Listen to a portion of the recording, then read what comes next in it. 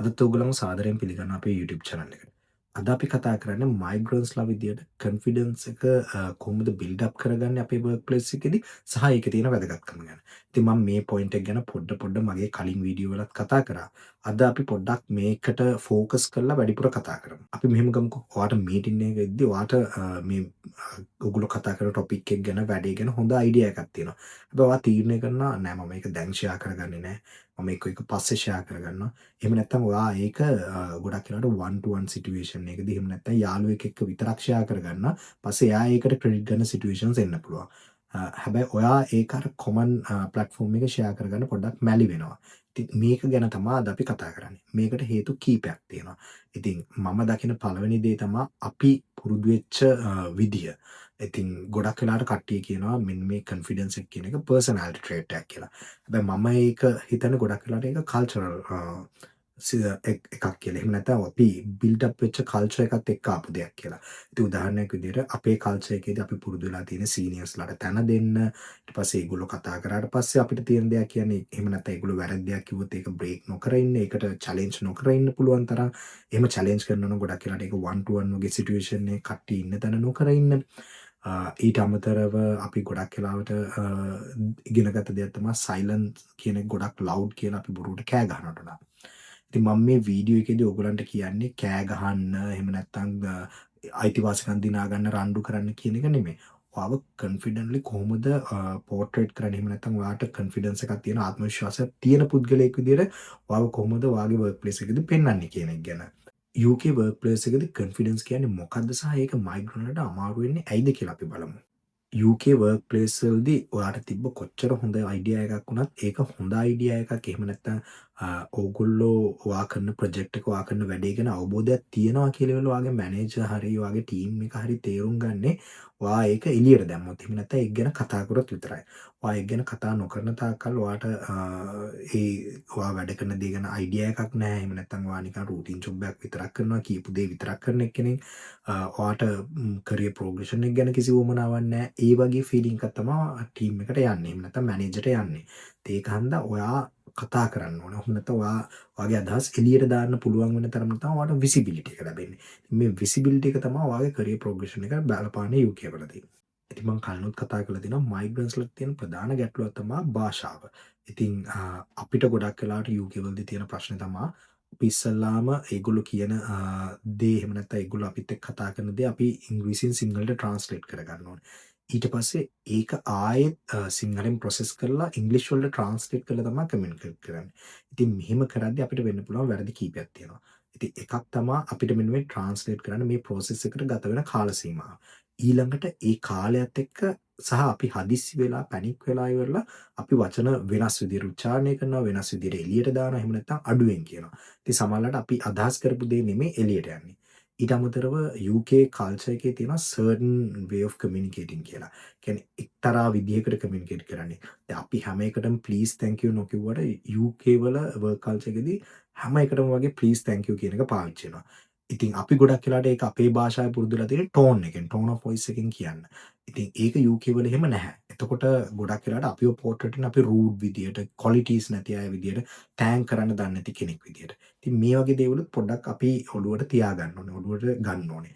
ඉතින් එතකොට අර විදියට ප්‍රොසෙස් කරලා එළියට දානවා මදියට හැම එකක් අන්තිමටම ප්ලීස් දාන්න, එහෙම නැත්නම් තෑන්ක් යූ දාන්න ඕන වුණාට පස්සේ සමහරවිට ඔයාට මේ දේවල් අමතක වෙන්න පුළුවන්. ඉතින් මේක ඕවර්කම් කරන්න මම දෙන හොඳම ඇඩ්වයිස් එක තමයි ඔයා ටිකක් වෙලාව අරගෙන ඉවරලා ක්ලියර්ලි කමියුනිකේට් කරන්න. ඔයාගේ thought process එක align කරගෙන කමියුනිකේට් කරන්න.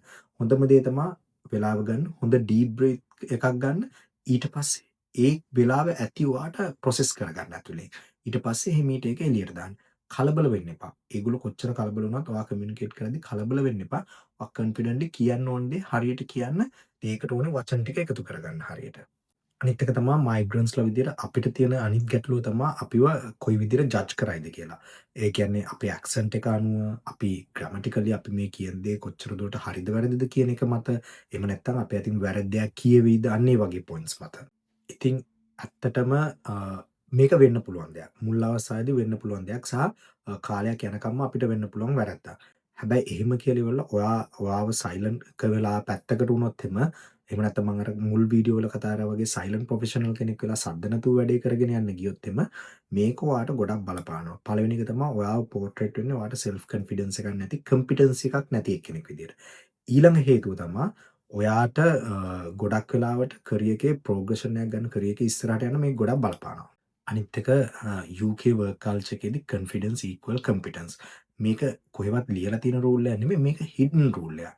ඒ කියන්නේ ඔයා කොන්ෆිඩන්ට්ලි ඔයාව පෝර්ට්‍රේට් කරනවා නම්, කොන්ෆිඩන්ට්ලි ඔයාව ප්‍රසන්ට් කරනවා නම් ඔයාට හොඳ කම්පිටන්සි එකක් තියෙනවා කියලා තමයි ගොඩක් වෙලාවට මෙහි මැනේජර්ස්ලා හිතන්නේ. කියන්නේ ඉස්සරහට ඇවිල්ලා කතා කරලා පොඩ්ඩක් පොර වගේ වැඩ පෙන්නලා එහෙම යන්න පුළුවන් මිනිස්සෙට ඇත්තටම UK වල ඉස්සරහට යන්න තියෙන chance එක වැඩි. හැබැයි ඔයා එහෙම නැතුව සද්ද නැතුව කොච්චර හොඳට වැඩේ කරන් පැත්තකට වෙලා හිටියත් ඔයාව නැති වුනහම ඔයාව නැති වෙච්ච වෙලාවේ අගේ දැනුනොත් මිසක් ඒ ඉන්න අවස්ථාවේදී ඔයා කොච්චර දුරට වැඩෙද්ද කියන එක මැනේජ්මන්ට් එක තේරුම් ගන්න තියෙන ඉඩකඩ ගොඩක් අඩුයි UK වලදී. ඉතින් ඒකන්ද හැම වෙලේම ඔයාට පුළුවන් තරම් ඔයාව ප්‍රොමෝට් කරගන්න, ඔයාගේ දේවල් කියන්න, දන්න දේවල් ෂෙයා කරගන්න උත්සාහ කරන්න. හැබැයි මතක තියාගන්න මේක බොහොම තින් ලයින් එකක්. ඉතින් අර මම මුලින් කතා කරපු ඇක්සන්ට් එක, කමියුනිකේෂන් ස්කිල්ස් ඔක්කොමත් එක්ක ඔයා බ්‍රැගින් කියන ලෙවල් එකට නොගිහින් ඉන්නත් ඔයා දන්න දේ හරියට ෂෙයා කරගෙන ඒවා ඉම්ප්‍රූව්මන්ට්ස් වලට කොහොමද ගේන්න පුළුවන්. අන්න ඒ ලෙවල් එකේ ෂෙයා කරගන්න පුළුවන් තැනකට ඉන්නවනම් ගොඩක් වටිනවා. අනිත් එක තමයි කොන්ෆිඩන්ස් කියලා කියනවා මීටින් එකක හරි එහෙම නැත්නම් වෙන තැනක හරි එක දිගට ලොකු බිග් ස්පීච් ප්‍රසන්ටේෂන් ඒවා කරන එක ගැන නෙමෙයි. ඊට වඩා දේවල් තියෙනවා. උදාහරණයක් විදියට මීටින් එකකදී රයිට් ක්වෙස්චන් එක රයිට් වෙලාවෙදී එහෙම නැත්නම් හරි ප්‍රශ්නේ හරි තැනදී අහන එක. ඊළඟ එක ගැටලු තියෙන තැන් ක්ලැරිෆයි කරගන්න එක. ඊට අමතරව ඔයාට අදහසක් තියෙනවා නම් ඕනම දෙයක් ඒකටත් එක්ක යන්න ඕනි දෙයක්. ඉතින් ඒකත් ෂෙයා කරගන්න එක. ලොකු දෙයක් නෙමෙයි චුටි චුටි පොයින්ට්ස් වලින් ඔයාට ෂෙයා කරගන්න පුළුවන්. ඔයාට පට්ට කමියුනිකේටර් කෙනෙක් වෙන්න ඕනේ නැහැ ඒ වගේ දේවල් කියන්න. ඔයා දන්න පොඩි දෙයින් දන්න ටික ගලපලා වෙලාව අරගෙන ඒක ෂෙයා කරගන්න. ඉතින් මේ වගේ මයික්‍රෝ මොමන්ට්ස් ඔයාගේ කොන්ෆිඩන්ස් එක බිල්ඩ් කරනවා. ඒ කියන්නේ පුංචි පුංචි අවස්ථාවලදී ඔයාට බය නැතුව කතා කරන්න පුළුවන් නම්, ඔයාට මේ දේවල් එළියට දාන්න පුළුවන් නම්, ටිකෙන් ටික පියවරෙන් පියවර පටන් ගන්න. එතකොට ඔයාගේ කොන්ෆිඩන්ස් එක නිකම්ම බිල්ඩ් වෙනවා ඔයාට නොදැනීම. ඉතින් මතක තියාගන්න අපි මේ ඉන්සිකියුරිටි එකත් එක්ක ගොඩක් කාලයක් හිටියොත් අපේ කොන්ෆිඩන්ස් එක අපි දන්නේ නැතුවම නැති වෙනවා. සහ ඒකට ඉක්වලි ඇත්තටම අපේ කොම්පිටන්සි එකත් ලෝ වෙනවා. ඉතින් ඒක අපිට ගොඩක් වෙලාවට සයිකොලොජිකල් සේෆ්ටි එකත් එක්ක බලපානවා.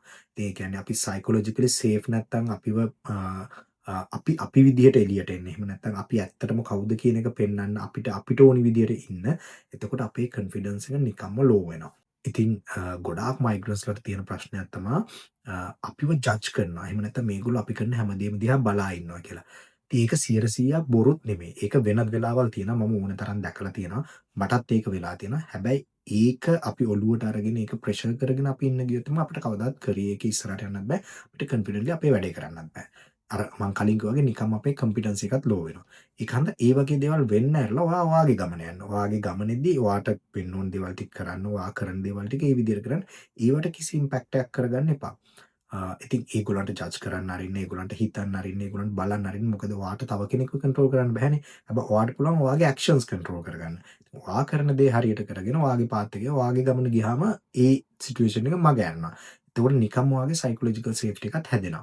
ඉතින් අර මම කලින් අවස්ථාවේදී කිව්වා වගේ මීටින් වලදී පොඩි පොයින්ට්ස් දාලා පුංචි දේවල් වලින් ඔයාගේ ඇතුලේ තියෙන දේ එළියට අරගෙන කමියුනිකේට් කරගත්තොත් එම ඔයාගේ කොන්ෆිඩන්ස් එක නිකම්ම ගොඩ යනවා. ඔයාගේ එහෙම නැත්නම් ඒ කියන්නේ ඔයාට තියෙන ආත්ම විශ්වාසය නිකම්ම ඇති වෙනවා සහ ඒක වර්ධනය වෙනවා. එතකොට අර කියන සයිකොලොජිකල් සේෆ්ටි එක ඔටෝමැටිකලිම ඔයාට වැඩි වෙන්න ගන්නවා. ඉතින් ඔයාට කොන්ෆිඩන්ස් මදි නම් ඔයාට හිතනවා නම් ඔයාට මෙහෙම මේ ලෝ කොන්ෆිඩන්ස් එකක් තියෙන්නේ වැඩ කරගෙන යන්න මෙතන කියලා බය වෙන්න එපා. මේ ඔයා විතරක් නෙමේ මේ රටකට ආපු ඕනම කෙනෙක්, ඕනම රටකට ගියපු ඕනම කෙනෙක්ට මේ தත්ත්වය බලපානවා.